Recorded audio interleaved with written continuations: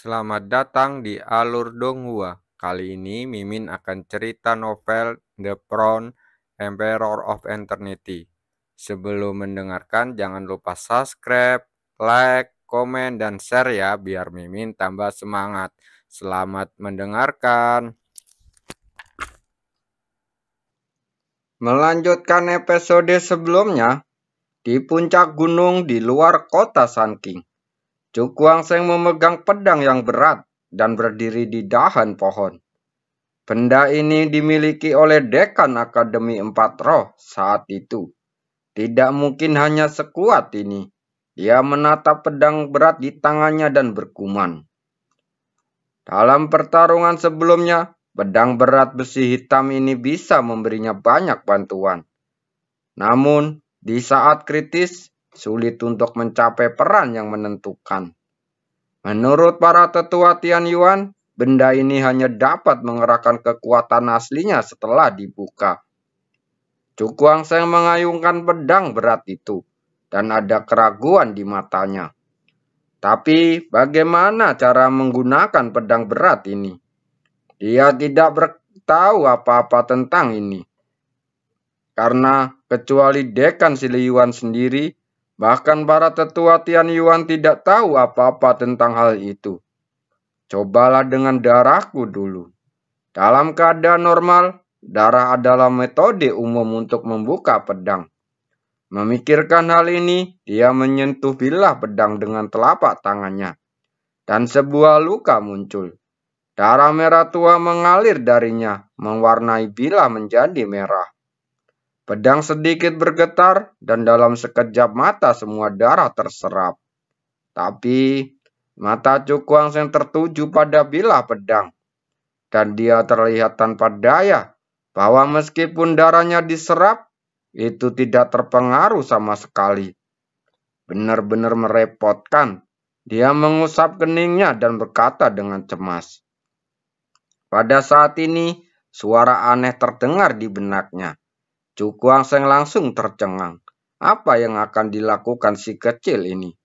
Sambil menggelengkan kepalanya, dia membentuk segel dengan tangannya dan menunjuk ke satu titik di kehampaan di depannya. Gelombang riak, retakan gelap muncul. Lalu seekor ular emas kecil dengan kepala menonjol keluar dan mendarat di bahunya. Begitu ular kecil itu muncul, dia mendesis ke arahnya. Matanya yang kecil dipenuhi dengan kenakalan. Apakah kamu tahu? Cukuangseng memandang ular emas itu dengan heran. Mendengar hal tersebut, ular emas itu sepertinya bisa memahami perkataannya. Dan menganggukkan kepalanya terlihat sangat bahagia. Melihat ini, Cukuangseng memandang ular emas itu. Dengan ragu-ragu, apakah si kecil ini benar-benar mampu? Di matanya yang curiga, ular emas itu mengangkat ekornya dan mendarat di pedang berat itu. Dia menjentikan ekor ular dan memukulnya pedang yang berat itu. Membuat pedang itu berdengung dan bergetar. Dan bahkan telapak tangan Cukuangseng pun mati rasa. Cukuangseng diam-diam merasa ngeri karena ular kecil ini begitu kuat. Pada saat ini, ular emas itu membuka mulutnya, dan panah darah keluar dari tenggorokannya, dan mendarat di bilah pedang. Tubuh pedang itu bergetar, dan sinar cahaya menyilaukan keluar. Akhirnya, pedang itu terlepas dari tangan Cukuangseng dan melayang di udara. Dan ular kecil itu pun mengayunkan ekornya dan kembali ke bahunya. Cukuangseng tampak terkejut, menatap pedang berat yang tergantung itu. Pada saat ini, bilah pedang yang awalnya gelap tiba-tiba menjadi terang dan menyilaukan, dan seberkas cahaya seputih salju keluar darinya. Di saat yang sama, energi pedang yang tajam dan dingin menyapu seperti badai, menyelimuti bagian atas seluruh bangunan. Pohon di bawah kakinya langsung dipotong menjadi potongan yang tak terhitung jumlahnya. Di bawah pengaruh energi pedang tersebar di tanah. Cukuangseng perlahan turun. Matanya menatap bilah pedang berat itu tanpa berkedip. Matanya dipenuhi rasa terkejut. Pedang berat ini sebenarnya digunakan seperti ini. Segala sesuatu yang terjadi begitu tiba-tiba membuatnya tidak bisa bereaksi. Energi pedang tersapu, meninggalkan bekas pedang di dinding batu. Namun, bila pedang berat itu menjadi sama mempesonanya dengan tiang, dengan garis-garis cahaya seputih salju memancar darinya.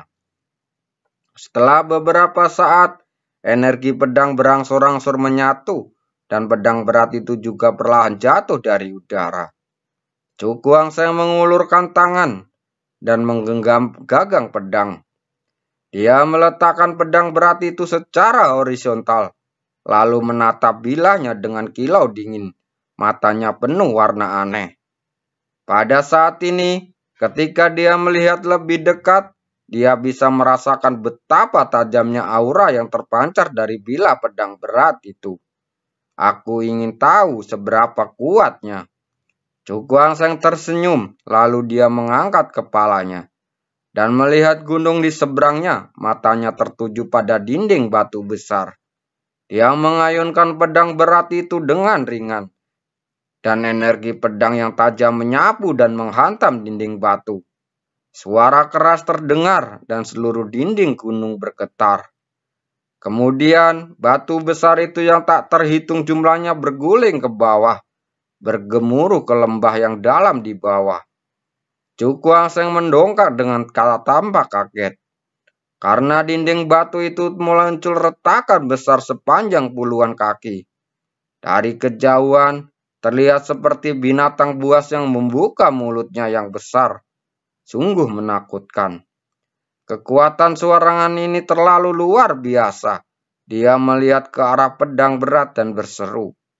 Kekuatan seperti itu tidak jauh lebih lemah dibandingkan saat dia mengerahkan kekuatan penuhnya pada tubuh giok mengkilap. Yang lebih mengejutkan adalah ini hanyalah pukulan biasa. Sulit membayangkan betapa menakjubkannya kekuatannya yang ditampilkan saat dia mengerahkan seluruh kekuatannya pada pedang berat ini. Itu memang sesuatu yang ditinggalkan oleh Dekan Akademi Empat Roh. Harta karun yang luar biasa. Jika Anda ingin membuatnya, saya tidak tahu berapa banyak materi surgawi dan harta surgawi yang perlu Anda keluarkan, kata Cu Guangsheng dengan kagum. Kemudian dia melihat ke arah ular emas kecil itu dan tidak bisa menahan tawa. Orang kecil ini sungguh aneh. Ular emas kecil itu mendesis seperti sedang menanggapi sesuatu. Ada kebanggaan yang lebih besar pada sepasang mata kecilnya. Melihat ini, Cu Guangsheng menyentuh kepala ular kecil itu, dan kemudian membawanya kembali ke ruang pemanggilan di bawah tatapannya enggan. Sekarang pertarungan akan segera dimulai. Saatnya bagiku untuk membuat persiapan akhir dan menyesuaikan kondisiku sebaik mungkin. Dia mengangkat kepalanya dan melihat ke kejauhan, dan warna lembut muncul di matanya. VR, tunggu aku. Sebuah suara lembut bergema di atas gunung, dan sosoknya perlahan menghilang di kejauhan. Saat fajar pada satu hari menyinari bumi, atmosfer di seluruh wilayah tengah tampak membeku. Selain itu, wilayah tengah yang telah lama sunyi mulai mendidih kembali. Saat ini, tidak hanya wilayah tengah, tetapi semua tempat di Kabupaten Siling menjadi sangat ramai. Karena hari ini adalah hari dimulainya pertempuran. Sebagai orang-orang dari Kabupaten Siling, mereka tentu saja sangat gembira dengan hal itu. Di alun-alun besar, ribuan orang dari segala penjuru berkumpul di sini saat ini. Semua orang tampak bersemangat, karena pertempuran yang akan datang adalah peristiwa besar bagi seluruh kekaisaran Shenlong. Pada saat ini, terdengar suara angin tertiup yang langsung menarik perhatian semua orang. Mereka datang, semua orang melihat ke arah langit yang jauh.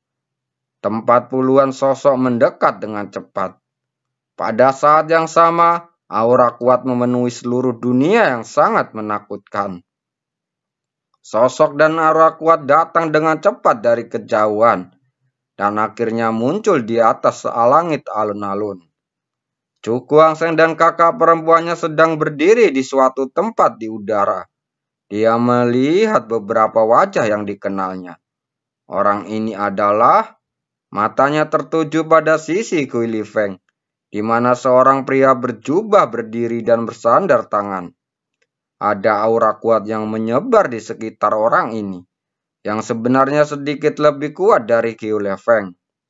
Kultivator biasa nomor 1 wilayah tengah, Mo Ling Tian. Julier berkata, orang ini pasti menjadi rekan yang dipilih oleh Kui Li Feng untuk berpartisipasi dalam kompetisi ini. Mendengar ini, Chu Guangseng berkata, kemudian dia dengan jadi jelas bahwa 3 teratas dalam uji coba ini semua memenuhi syarat untuk memilih rekannya. Kui Li Feng berada di peringkat kedua, jadi dia secara alami akan memilih teman yang kuat. Kemudian, seperti yang diharapkan, dia melihat seorang pria aneh di suatu tempat di langit. Dan orang ini adalah Xin Feng, yang menempati peringkat ketiga dalam seleksi. Rekan Ji Wuhen dan peringkat ketiga dalam daftar kejam. Setelah memindai orang-orang ini, mata Chu Guangseng akhirnya tertuju pada Shen Longxing di depan. Yang terakhir memperlihatkan tatapannya dan segera menoleh. Tatapan mereka terjalin di udara, keduanya dengan sedikit rasa tajam. Jelas sekali, kedua belah pihak sedikit tidak puas dengan hasil pertempuran hari itu. Orang ini membuatku merasa lebih berbahaya. Jika dia tidak salah, pada saat ini, Shen Longxing setidaknya telah melangkah setengah kaki kerana Ciuding tingkat ke-8. Apakah ini temannya? Chu Guangseng memalingkan muka dari Shen Longxing dan melihat seorang pria asing berpakaian hitam. Nomor 1 dalam daftar kejam, Hyo Yun, kata Cholier lembut di samping. Wajah Chu Guangseng tiba-tiba menunjukkan ekspresi terkejut. Orang ini ternyata adalah pria galak yang menduduki peringkat pertama dalam daftar kejam.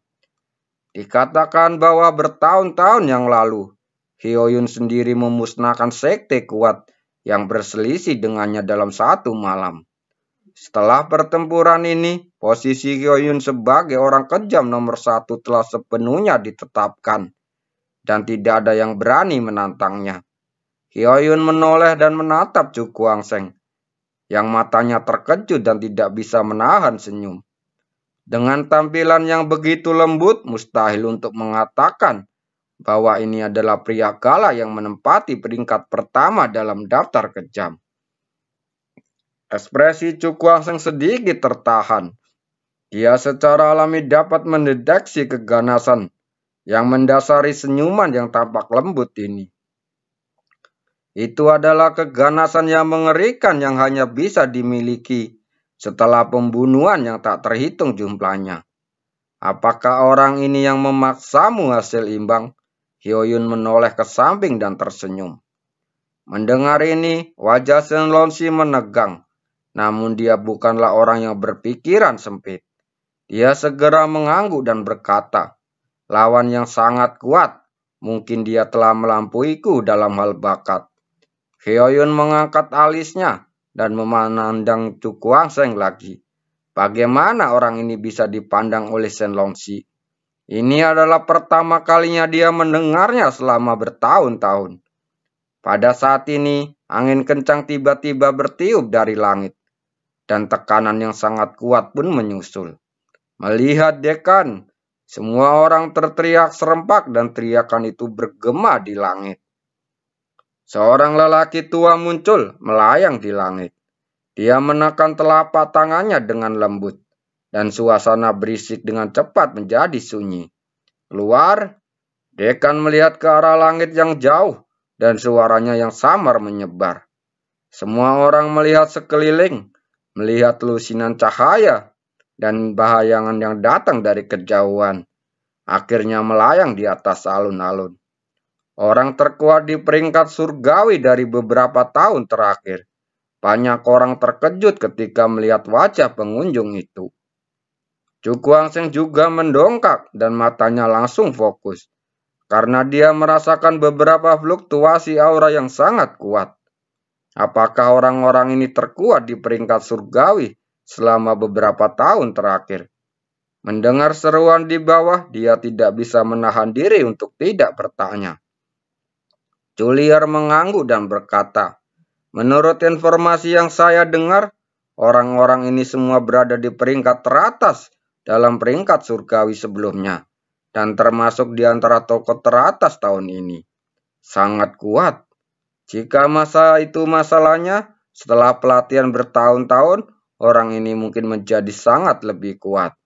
Setelah mengamati sekeliling, Dekan Tian Yuan memandang Cukuang Seng dan berkata sambil tersenyum tipis, "Orang-orang ini adalah murid lama yang berpartisipasi dalam pertempuran. Mereka semua memiliki pengalaman yang kaya dalam pertempuran. Maka Anda masih perlu beberapa nasihatnya." Setelah mendengar kata-kata ini, Cukuang Seng tiba-tiba terlihat bingung.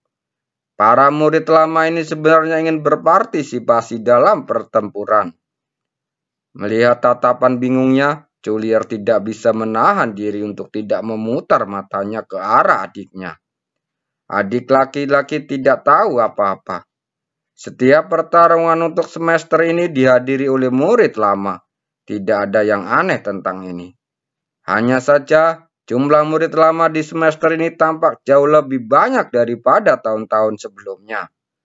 Mendengar ini, Cukuang Seng juga diam-diam berseru. Tampaknya intensitas pertempuran ini akan jauh melebihi imajinasinya. Bagaimanapun, tiga kekuatan besar lainnya juga akan mengirim orang-orang kuat yang telah berpartisipasi dalam pertempuran.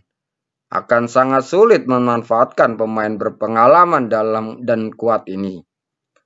Saya tidak akan menjelaskan secara detail tentang aturannya.